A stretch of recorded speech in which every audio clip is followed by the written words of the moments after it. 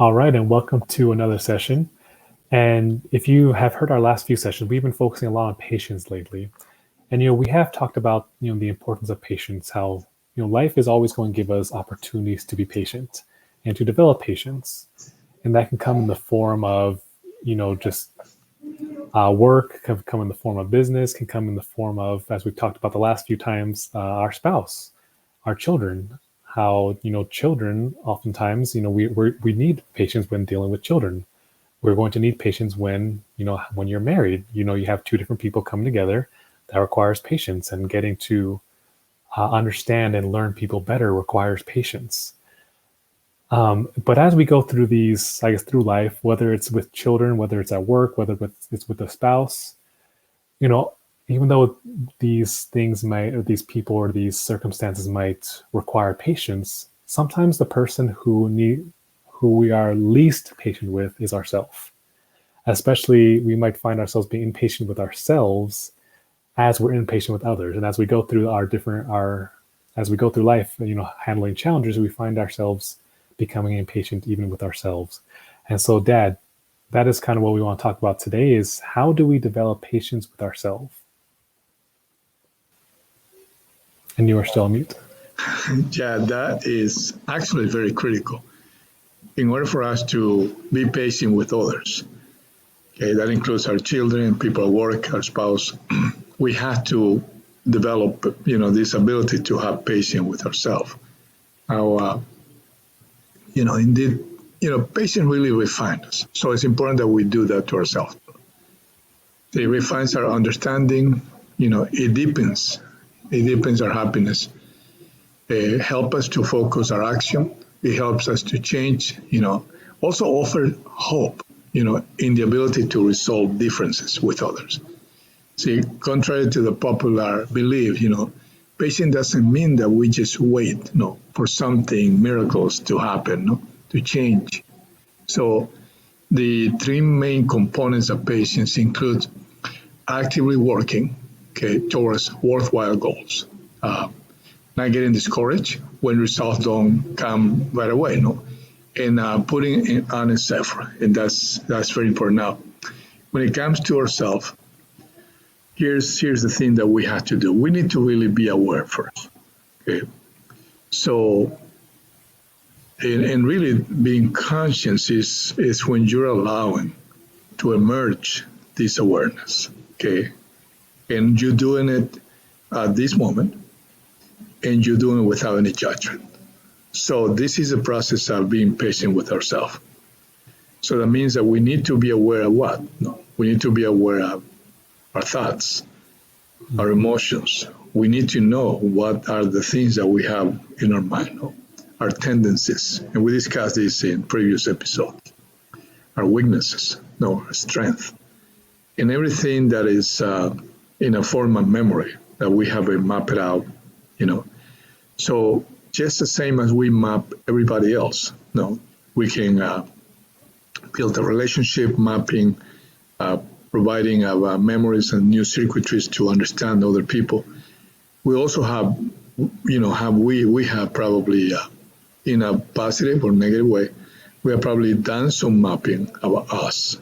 So we may have some judgments about ourselves that has been in memory. So what does this means with the initial concept of understanding, being aware, and let this awareness to emerge as we are present now, without any judgments, at this moment. And so when we are developing this ability to see, because things are going to reveal, we make mistakes. If we don't reconcile these mistakes, then it's going to be memory of those issues. That is going to be in a form of pain that might be hidden. Well, it's never hiding. It's always revealing in a way or another. So when these things emerges, so we need to develop this ability to see that, to see what's happening without judgment now, and also we need to let this emerge.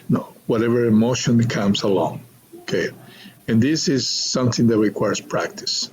So, in order for us to do that, we actually need to realize that there is a lot of things that are going on in our life. Sometimes we're not really aware much because we're so much busy thinking, trying to analyze every aspect of our life, everybody else's life, or maybe pretend that there is no issues.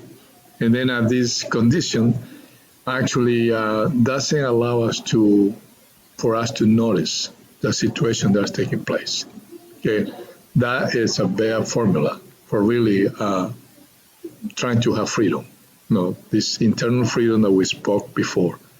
They're related to actually that, to have the ability to see when something arises, a thought, an emotion, okay, that comes after perhaps a mistake, or perhaps just arise because we are exposed. Okay, and this is a unique thing about learning how to do this because we are in contact with the external world. So there's always going to be a stimulus. There's going to be a stimulus through our eyes, through our ears, through our sensors in the skin, smell, taste. So when we're aware of things, it is like a love affair with the world. So you're in contact with nature. You're in contact with your son, with your spouse, with your friend, with your coworker, with stranger, and that person will actually bring something of value to you. So this process, learning to get to the point, it takes a little bit of patience. So patience, as you notice that you still have weaknesses, okay, you understand that there is something going there beyond, the feelings of unpleasant feelings. There might be dreams that are not being fulfilled. There may be pain that you still maybe been covering. There may be pain that somebody inflicted on you that you haven't forgive. Or there might be an unaware situation that you probably, it's been for so long, it's been covered with so many other stuff that we do, to cover our own pain or our own wrong decisions. But it may emerge in a time. So patience, as I say, is this work that you do, sometimes, we trying to react negatively, we hold emotions, the emotion that we feel inside, and really that doesn't make us patient either, So the definition really of patience is to tolerate situation without getting upset or anger. And of course, we cannot avoid the first emotion that arises when we're aware that there are mistakes. So the other part about this being patient with ourselves is seeing it with compassion. So just the same way as we treat somebody else, if you are aware that there is a child crying because he fell, okay, maybe, or something happened because he did something, a mistake, intentionally or without intention, but that little kid or that young person is coming to you with tears, and he tells you, and he pours his heart to you. Okay, how would you treat that person, Ulysses? Would you hit him in the head? I'd feel a lot more compassion and empathy toward them. So, and so we do the same with us, because these things that emerges, that comes through the memories of our mind and through emotion that the body is actually it's initiating. So it is just it is something placed on you that is saying, I'm here crying. I don't want this pain anymore. Okay, I've been pretending all this for so long. Okay, please help me. Okay, we can't be punishing ourselves, under these conditions, but we have to treat ourselves with the same compassion and empathy that we would treat somebody that comes with expressing, the pain that it's been going through.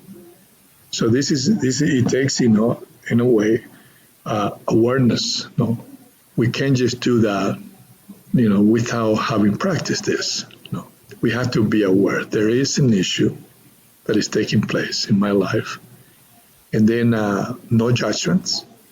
See, I'm not one to have to pass judgment. That means I have to stop, zip up, don't start analyzing, anything, kind of put a lot of blame on you. You just got to take it. It's just an issue that has to be resolved. It could be have to be reconciled with myself or somebody else. I have to probably let that go. If it's a feeling of hatred or resentment, okay. And even when I do that, I have to really still treat, these memories, with compassion, because still in that mind, there's other good things that might be embedded and needed without these other experiences. So I can't just get rid of me and say, how stupid, no, I am. I never can do the things right. This is horrible. I'm a bad person. I mean, you are attacking everything on you, and that is pretty unfair. And that unfairness is going to produce a lot of more pain. And it's like a cycle where you stay, kind of on the same place with a magnified feelings of suffering. Okay, and of course, that is a formula for disaster. It's a recipe to make it worse. You're never going to get it better that way. So we are, again, we look at the situation, we practice to let the conscience and awareness to emerge. And you do that when you are present, okay? Focus your attention, no judgment to whatever arises from you, no? And it could be a thought, it could be a memory of your mistake, it could be a memory of something else, whatever it is that is unpleasant. You might be aware of your weaknesses as you go through this.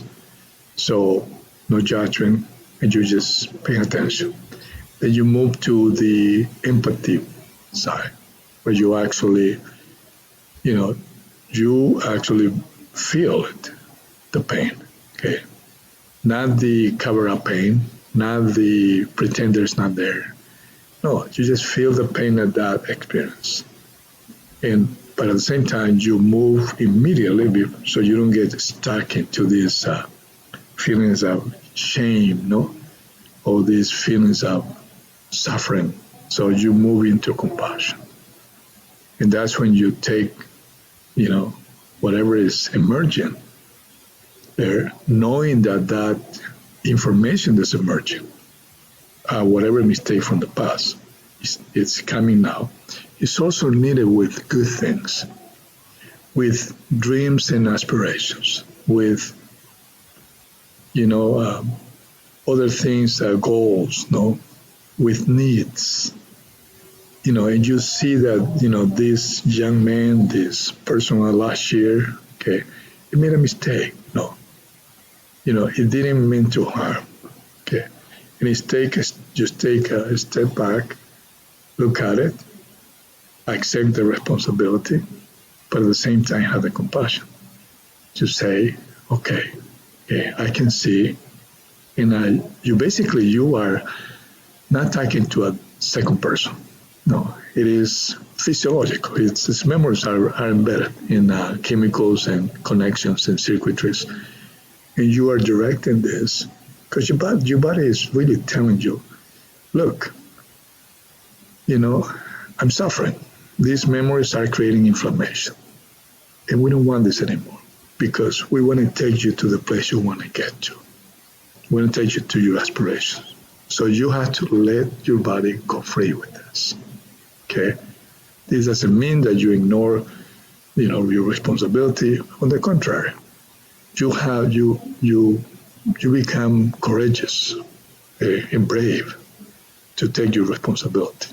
An action that perhaps was a mistake, and do reconcile whatever has to be reconciled. But at the same time, you're looking at this young man, this little child who make a mistake, okay, who's coming to you saying, you know, Dad, I make this mistake, it hurts.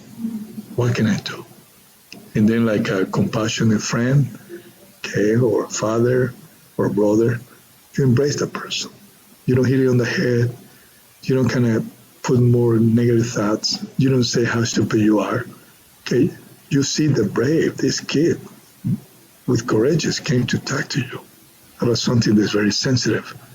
That young person or friend came to you, actually with vulnerability. Okay, because he knows that you have something good that you can bring. So that kid can remove something toxic that's in his heart. So this is really a relationship between our physical body through all these memories and also, the essence of who we are, who's our spirit or a soul, or a conscience, whatever we want to call it. But the fact is that we have the opportunity to really free ourselves from this.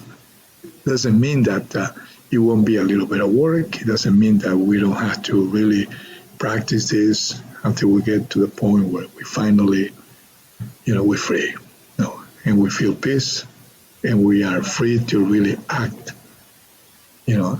on the things that we dream about and the aspiration we always want.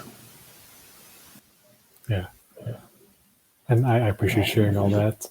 I think, like you said, at the end of the day, when we're trying to have more patience with ourselves, and that's going to require, working on those things that we have not resolved yet, working on those maybe insecurities, those different, I guess, beliefs about ourselves that we have not yet reconciled. Yeah, and the good thing is that most of us, we have people around us that we can really trust. And we can also connect ourselves with others as we grow. As we realize that hiding things, keeping things on secret, pretending that there's no issues, okay, it only makes things worse. I mean, it doesn't mean that you're going to put in the internet and Facebook, all your weaknesses, but there are some people that we can trust. Might be a father or a son, or it could be a friend or your spouse that you can go and say, look, I discovered this. I don't want this anymore. I've been working on it. Do you have any idea? How else can I deal with this? And if not, come to us and write us. We're more than willing to kind of give you some tips and maybe help you to guide you to the point where you can actually free yourself through this.